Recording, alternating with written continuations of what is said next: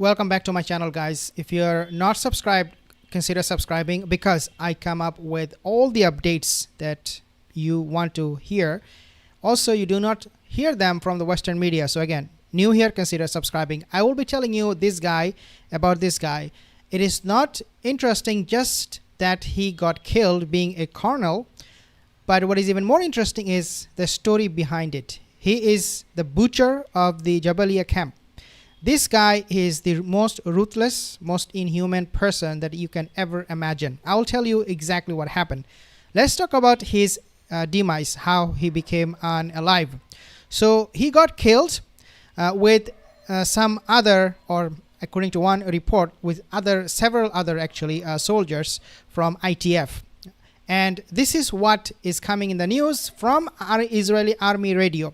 They said that Colonel Daksa, his name is Daksa, was accompanied by 3 other officers in 2 tanks inside Jabalia, claiming that he and the other officers came out of the tanks for a distance of 20 meters before they were killed by an explosive device detonated by the resistance. Now, here is a big problem with that story, because this story is suggesting that he came out from the tank, from the comfort of his tank, because when you are inside of the tank, you are much safer than if you're outside, inside of enemy territory.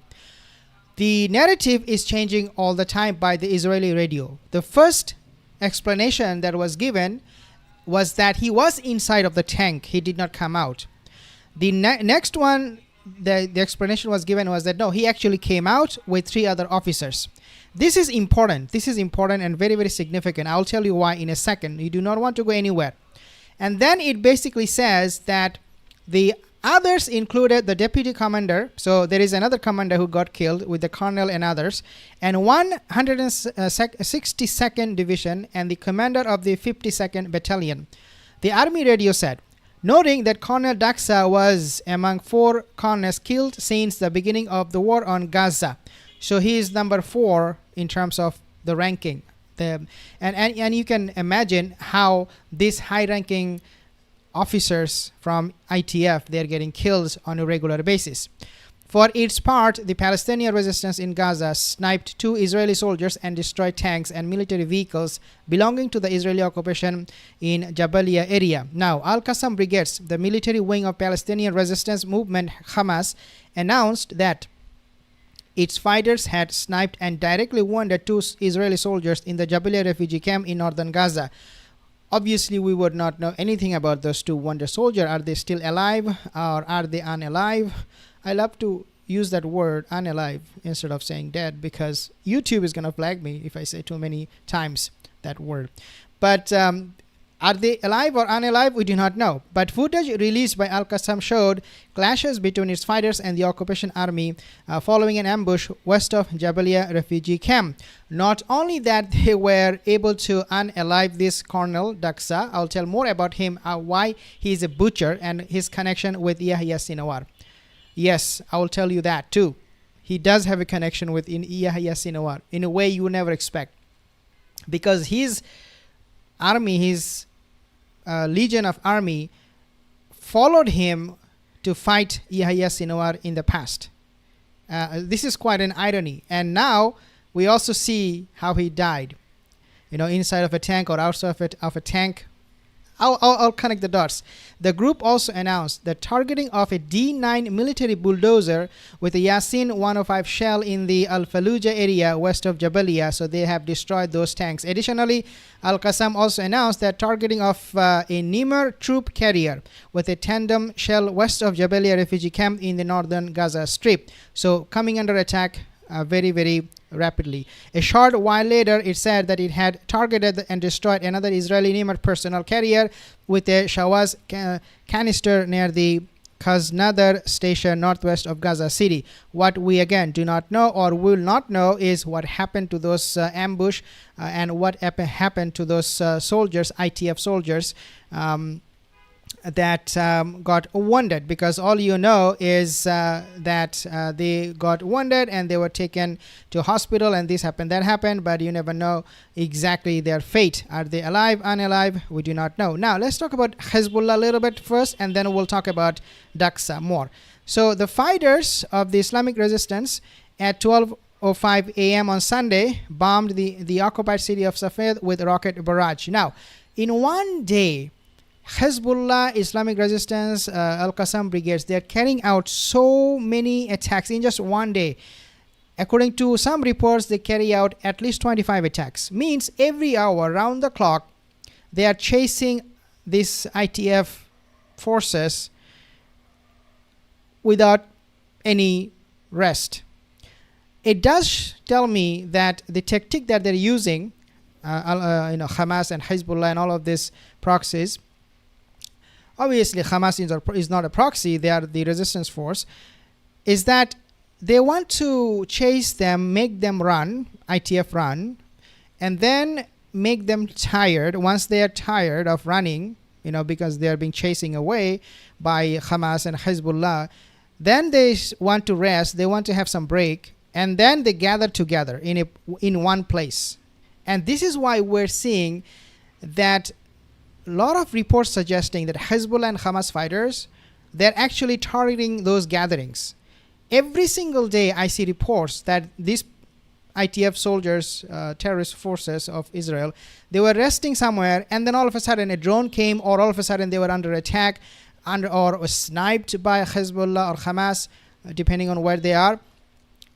Therefore, it is quite obvious to me the strategy that these people are using, Hamas and Hezbollah, which is make them run, make them tired, and then attack them and catch them off guard. And therefore, every single hour there is one operation taking place somewhere in Gaza or in Lebanon. And this is why the ITF forces,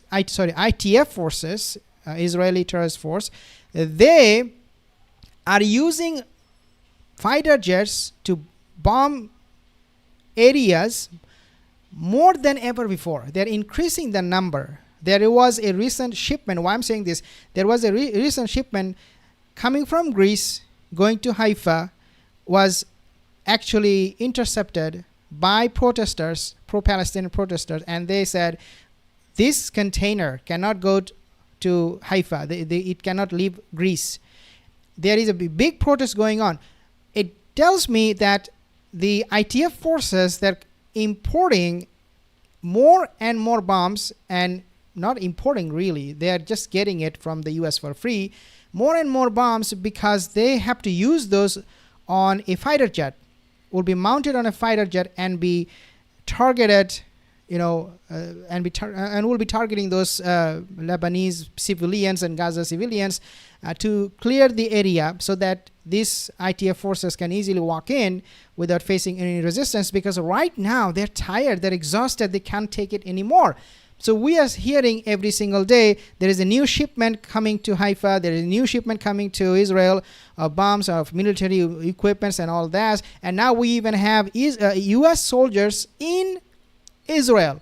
100 military personnel, Joe Biden said he sent to help with the third missile system.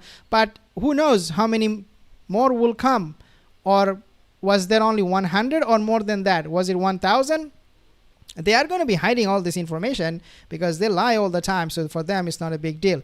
Nevertheless, the fighters of the Islamic resistance, so you can see the timeline. 12:05, 5 a.m., 9:30 a.m. I want you to take a look at this timeline, okay? All the time they're attacking. They're going for an operation. And here you see, I was very, very surprised to see how much enthusiasm they have, how much energy they have, pent-up energy have, Hezbollah and for both Hamas, that they are non-stop, they're relentless attacking these forces, ITF forces. I'm not going to be showing you all the details, but you can read for yourself if you want. Al-Qassam brigades, Al-Quds brigades, they're always attacking these ITF forces. Now, this is the guy, you want to see his face, because this is the butcher of Gaza. And I will tell you the story now and why his death coming out of the tank or inside the tank matters. This is what it says. So basically, the Sinwar connection on the killing of Colonel Daksa. I want you to take a look at his face when I explain to you what happened. So Daksa is 401 or 401st Brigade is only one of several brigades that have been assigned this task to eliminate people from Jabalia camp. The much celebrated Israeli colonel was in Jabalia to assess the progress of the fight. So he was where? He was in Jabalia to assess how many he killed, how many he murdered. Okay, so this is the story that you do not want to miss. At first, Israeli media, citing military sources, said that Colonel Ihsan Daksa was inside his tank somewhere in Jabalia when he was killed by the Palestinian resistance in northern Gaza. The story reporting on the killing of the highest-ranking Israeli military official, highest-ranking Israeli military official since the start of the war, began changing. So the story is changing. Later, Israeli media reported that Daksa was killed 20 meters or so away from his vehicle. So first report said he was inside of the tank. Then it said no, he was outside 20 meters away from the tank. Why? Well, it is because when they reported that he was inside of the tank, they thought, Israeli media, well, people will think this guy is a coward. This guy is a coward because he is staying inside of the tank trying to be safe. When Sinawar, he was fighting with a stick until his last moment when he got his hand severed. And look at this guy, he's being celebrated as Yahya Sinawar. He has become a legend. And we have this guy who was staying inside the tank, in the comfort of the tank, and he couldn't even get out to fight. So they have changed the narrative. You see why? Because they are now feeling ashamed of their own colonel, that come on, do something, go out and fight. The story reporting on the killing of the highest ranking Israeli military official since the start of the war. But why did they change the story, or why the story changed? I want you to read with me here. It is plausible that the top Israeli military officer, along with 3 other officers, was killed while on foot. It is also plausible that the story was altered to indicate Daksa died like top Hamas leader Yahya Sinawar while fighting until the last breath. Sinawar was killed in Al-Sultan, Tel Al-Sultan, a neighborhood adjacent to the southern city of Rafah. The way in which Sinawar was killed has already become a legend, perhaps unparalleled in the history of Palestinian resistance to British Zionist colonialism and the Israeli occupation of Palestine. With a nearly severed hand out of bullets and hand grenades, depleted on the verge of death, Sinawar grabs a piece of wood and tosses it toward the Israeli drone that came to ensure his demise. So to make him hero, or to make him at least look like a hero, the story was changed. Now, see here more. Interestingly, Daksa, the commander of the 401 Brigade or 401st Brigade, also fought in Tel Al-Sultan. So Tel Al-Sultan is where Sinawar died, and this is where his brigade fought. His troops must have engaged in direct clashes with Sinawar and his fighters. Later, he was transferred to Jabalia to lead a war of extermination against any living soul in a small refugee camp in northern Gaza. So Daksa was going to kill all of these refugees and burn them alive in Gaza, whose size hardly equates to that of a single neighborhood in a proper city. In other words, his fellow soldiers who was behind him, they thought, you know what, Sinawar died a hero's death. Why would we not let our colonel die a hero's death too? So let's make up a story that he was outside the tank. He was fighting with all his energy and with his until his last breath, and then he died a heroic death. That's exactly what happened, and this is why Israeli radio, the army radio, they have changed their story from him inside of a tank to outside of a tank and then getting killed. Now here is another picture of this monster. You can see him. This is what he said. Now this is the irony of it. So senior Israeli commander Hassan Daksa has been killed by a US made bomb that was turned into an explosive device by the Palestinian. So friendly fire. I mean, can you believe this? These devices are made by US. Oh my God. Now 400,000 Yemenis, they have pledged to join this fight against the Zionist state. Yemen has informed that it has 400,000 troops ready or human. These are all people, like they are citizens of Yemen. They're ordinary people. They don't know how to fight, but they have pledged that we're going to fight according to this report. And then I have another one, same thing, talking about this pledge of troops, 400,000. We have actually reported on this in the past. Yemenis, they are very, very emotional people. Every time you see something happening in Gaza against the Palestinian, they come out in masses, and this is the only nation who is doing that. And then we also have this one. I do not know if I should play the video because I don't really want you to hear what this butcher is talking about. But basically, Jimmy Dore, he's a famous podcaster in the States.